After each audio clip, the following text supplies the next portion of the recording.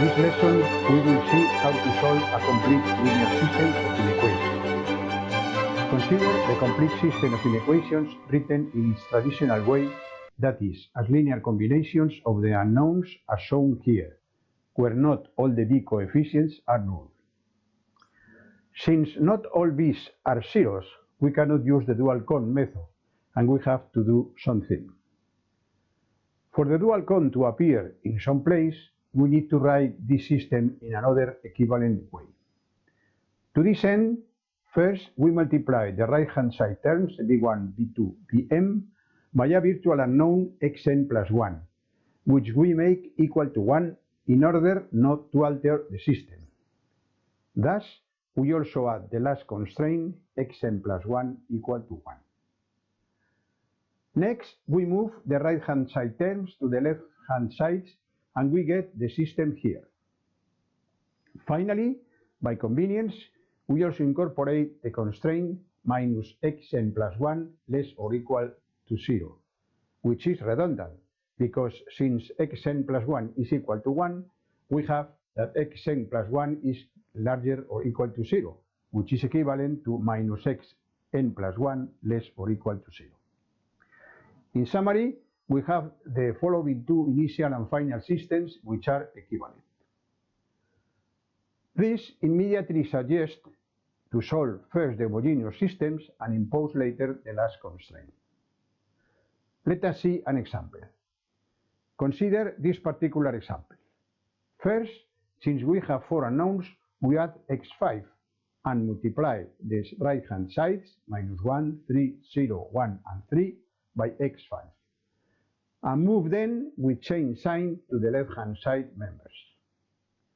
Next, we add the redundant constraint minus x5 less or equal to 0 as the first constraint, and the constraint x5 equal to 1 as the last one.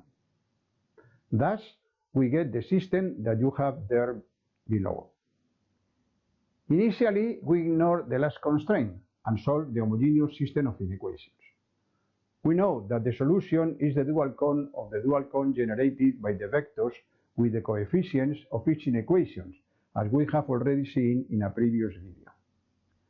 Writing this system in this way tells us how to solve it. Then, first we get all vectors of the dual con, and later we will remove those that do not satisfy the last constraint.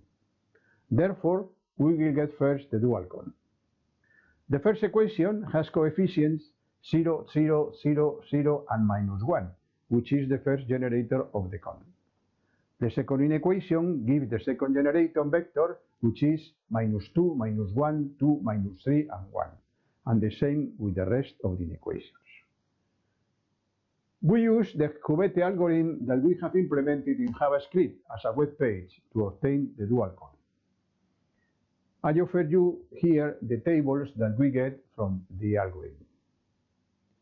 To this end, we introduce the first column into the algorithm, we pivot, we introduce the second, third, fourth, fifth, and the sixth columns, and we get the following final table, in which we see that there is only one vector b, which means that the vector space part of the dual con is a vector space of dimension 1, which has as basis that column. And the dual con part is an acute con generated by 5 w vectors, which are its edges. Note that the first equation is redundant equation, so that the initial inequations are the second, the third, and so on. Then we have these tables, and the dual is the set A sub pi super p, whose vector space part has one column, and the second part provides other 5 columns which give the con generator, that is its edges. Therefore, the dual con is A sub pi super p, which you have there. But we have to consider one more condition, which is that the last component, x5, has to be equal to 1. Let's see what x5, the last component, is. Look, the last component of the first vector is 0, and the last component of the other vectors are 0, 0, 1, 0, and 1. So x5 is equal to pi 3 plus pi 5, which has to be equal to 1. Then pi 3 and pi 5 are non-negative and add 1, what means that they become lambdas. Remember that the letter lambda refers to linear complex combinations that is non-negative and with coefficients adding 1.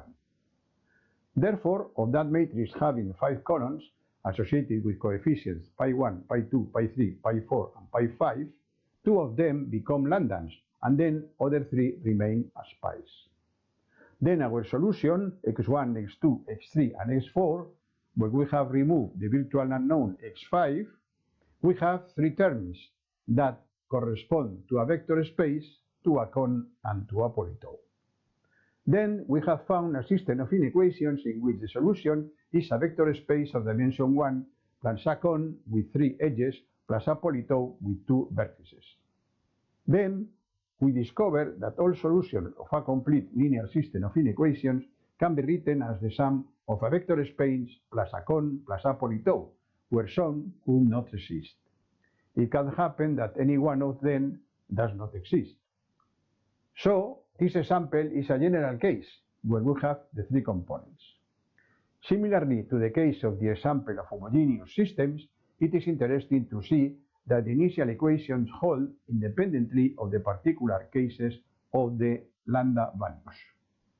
Replacing the general solution into the initial equations, we get what is indicated here, and since the pi's and lambda values are non-negative, the inequation holds no matter the values of these parameters, what proves that they are solutions of the system.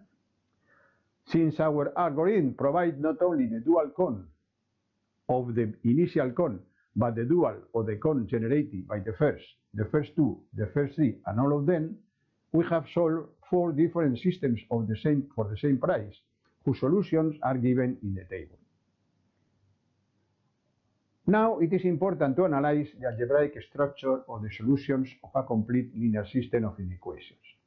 As we have said, the set of all solutions is a polyhedral, which we define as the sum of a vector space plus a cone plus a polytope. That is, that the solution is b rho plus c pi plus d lambda, where b sub rho is a vector space, c sub pi is a cone, and d sub lambda is a polytope. We indicate that the polytope d lambda is bounded, while the vector space b rho and the acute cone c pi are unbounded. Since in most practical applications we have bounded solutions, we normally have polytopes. Since the system of linear inequations identifies its solutions, this system provides the equations of the polyhedral. The table shows the correspondence between the system of inequations and the parametric equations of the polytope. We have seen that we can obtain the polyhedral by solving the system of linear inequations, but since the indicated solution process is invertible or reversible, given the polytope, we can obtain its equations immediately. To this end, we do the following. First, we add the virtual components.